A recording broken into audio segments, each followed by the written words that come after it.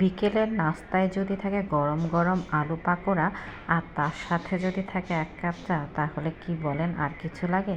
যাই হোক, আজকে আমি আপনাদের সাথে শেয়ার করব আমার আলু পাকোড়া বানানোর রেসিপি।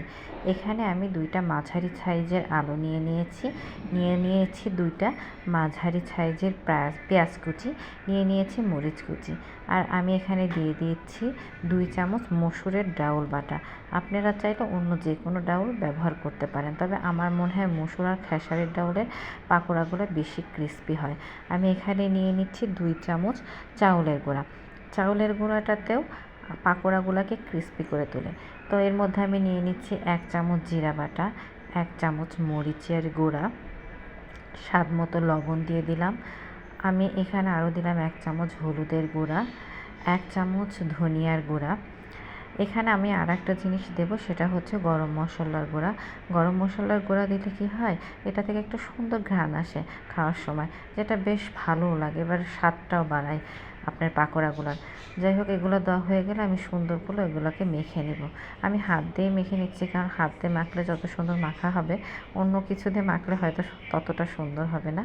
এটা মাখা হয়ে গেলে এর মধ্যে আমি একটা জিনিস দেখাতে ভুলে গেছি, একটু তেল মিক্সিং করে নেবেন, তাহলে আরও ভালো হবে। এটা মাখার পরে মিনিট 15 রেখে দিলে ভালো হয়। তবে সবসময় আপনারা এটা যখন ভাজবেন, মোটামুটি একটু ডুবো তেলে ভাজার চেষ্টা করবেন। ডুবো তেলে ভাজলে এটা বেশি সুন্দর হয়, ক্রিস্পি হয়। এবং জালটা সবসময় মিডিয়াম লো ফ্লেমে রাখবেন।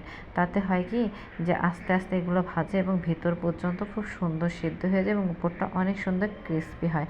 যদি বেশি জোরে জালে এটা ভাজা হয়, দেখা যায় উপরটা ব্রাউন কালার হলে ভিতরের যে ভিতরটা আপনার কাঁচা কাঁচা থাকে। সেজন্য ডুবো তেলে আস্তে আস্তে একটু সময় নিয়ে ধৈর্য ধরে এটাকে ভাজতে হবে, আস্তে আস্তে উল্টে পাল্টে।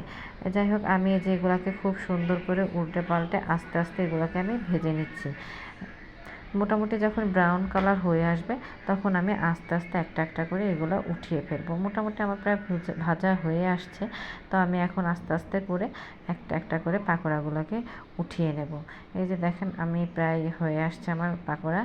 তো এই যে এখন একটা একটা করে আমি উঠিয়ে নিচ্ছি, তেল ঝরিয়ে আস্তে আস্তে আমি টিস্যু পেপারের উপর একটা বলের মধ্যে উঠিয়ে নিচ্ছি। এই যে আমি আমার বাকি পাকোড়াগুলোকে এভাবে আস্তে আস্তে উঠিয়ে নেব এবং পরবর্তীতে আরও যে বাকিগুলো আছে আস্তে আস্তে এগুলোকে ভেজে নেব। এই যে মোটামুটি আমার এর পরের বার যেগুলো দিয়েছিলাম সেগুলো আমি উঠিয়ে নিলাম। এখন যখন সমস্ত পাকোড়াগুলো ভাজা হয়ে যাবে, তখন আমি এগুলো পরিবেশন করব। এই যে মোটামুটি দেখেন, আমার মোটামুটি এগুলো ভাজা হয়ে গেছে। গরম গরম পাকোড়া পরিবেশনের জন্য প্রায় রেডি হয়ে গেছে। আরও কিছু বাকি ছিল, সেগুলো আমি আমার প্যানে দিয়ে দিয়েছি। তবে সবাই ভালো থাকবেন।